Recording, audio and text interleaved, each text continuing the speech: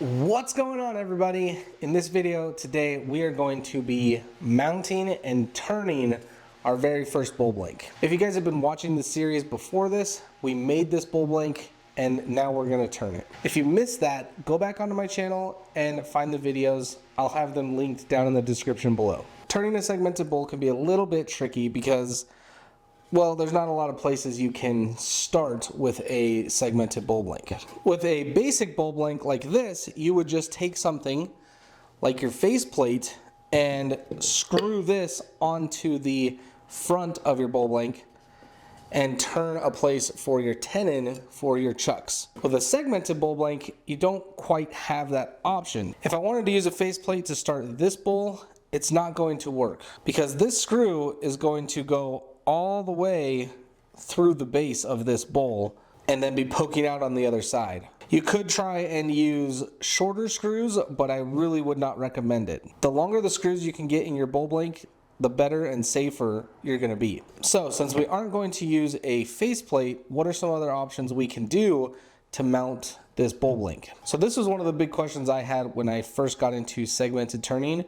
And this is the solution that I came up with. Taking a piece of 3/4 inch plywood and hot gluing it to the center of my bowl blank. Often I would use a thicker piece of wood if I had it. Preferably 1 inch or 1.5 inches would be better, but we're just gonna use this as a reference. And yes, you heard me right. I said hot glue. So I would use hot glue and cover this faceplate and stick it to the bottom of my bowl blank. With that, I could then use a faceplate and mount it to this part of the bowl. Then you can obviously turn the inside of your bowl. This is a great method to start turning the inside and outside of your bowl. Here are the problems with this sort of a setup. The problem with this setup is that you cannot turn the part of the bowl on the bottom. So if you do this, you're most likely just going to end up with a flat bottom bowl. Nothing wrong with that, of course. I've turned many bowls that have ended up this way and they look great. One of my favorite ways to mount a bowl blank is with my chuck. Here, obviously I have a traditional chuck, but how do I get this to attach to this in any sort of way? One of your options is to use some coal jaws to make your chuck bigger and mount it around the outside of the bowl, so that way you can turn a tenon or a mortise on the outside of it and then flip it and use your chuck in a traditional way. The other way I like to use my chuck to mount bowls is if it's small enough, you can put your chuck inside your bowl blank and expand your jaws to hold it, and then turn a mortise or a tenon, flip it, and then turn it the traditional way again. Your chuck is a very reliable piece of machinery for your lathe. If you don't have one, I would really recommend getting one. So I actually don't have coal jaws big enough to hold the outside of this bowl, and I don't really want to do the gluing of this to the bottom of it method either.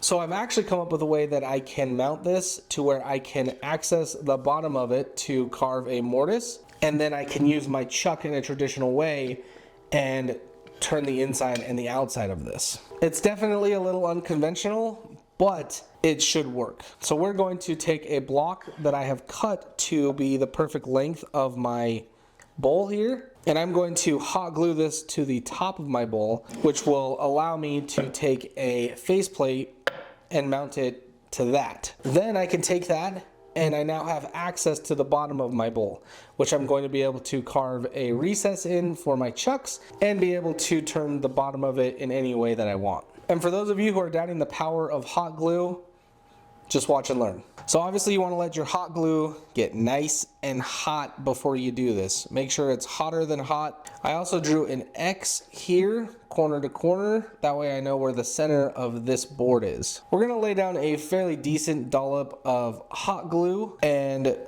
stick this to it. Really, not a lot is required, but you can always add as much as you think is required.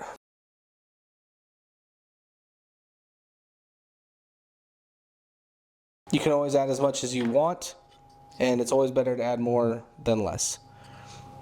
Then, since this is cut to the exact dimensions of the bowl, I'm just going to stick it on there and just make sure that it's decently centered. And now we wait for the glue to cure, and then we're ready to start turning. All right, this thing is secure on there. If you're doubting it, try and pull it off. It should not come off. So the reason I drew the X on the front of this is to give me a basic guide to where the center of this is. And all I'm gonna do is take this small faceplate and find the center of that X and just kind of try and eyeball it into the center the best that I can. Once I find that, I can take my screws and screw this thing down. Now, we're ready to start turning the bottom of this thing. I know it looks janky, but this will work. Before we head over to the lathe, if you do have any other questions about mounting bowl blanks, let me know down in the comments, because I would love to make more videos about these sort of basic things. Because to me, as a beginning wood turner, these questions were heavily weighing on my mind, and it caused me to stumble when it came to getting started with wood turning. Because the thing that I think is most important is safety, and if you don't know how or the way things should be mounted or the way that they work, you can't be as safe as possible. So if you got questions, let me know.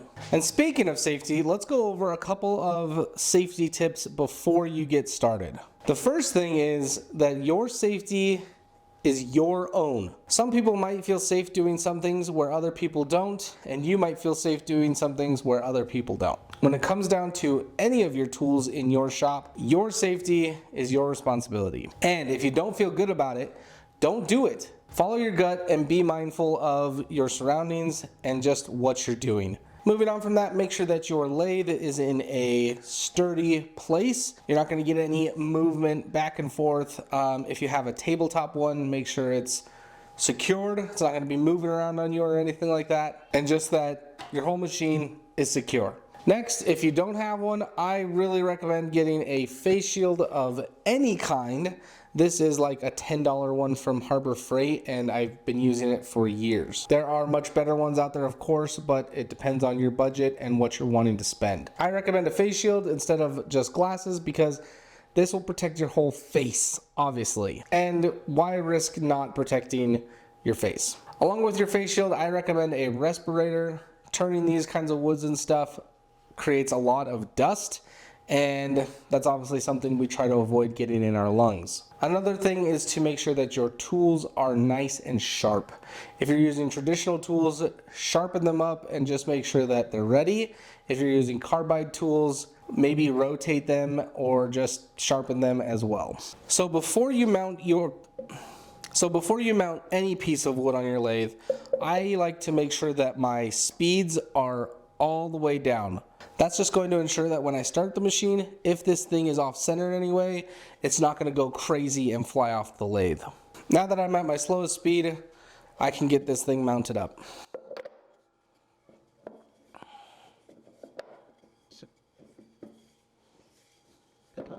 So now that this is mounted, I'm going to turn my lathe on while I'm behind the bowl and see if everything's looking a-okay.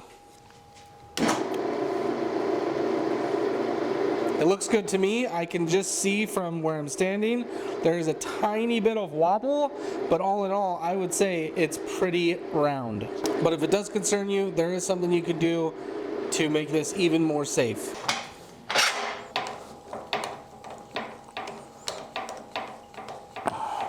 Make sure your tailstock is pressed firmly into your bowl blank and lock it down. Now you are ready to safely start turning this blank round. I am going to take the tailstock off just because I don't think I need it, but remember, your safety is your own. If you think you need it, use it. All right, guys, that is where this video is going to stop. I hope that you got some good information out of it, and stay tuned because the last and final video of this series is coming up. If you have any questions, make sure to leave them down in the comments below, or if you'd like it, just stop by and say hi. All right, guys, that's it for me. Thanks for watching. Be good, be safe, be happy, and I'll catch you guys in the next video. Peace.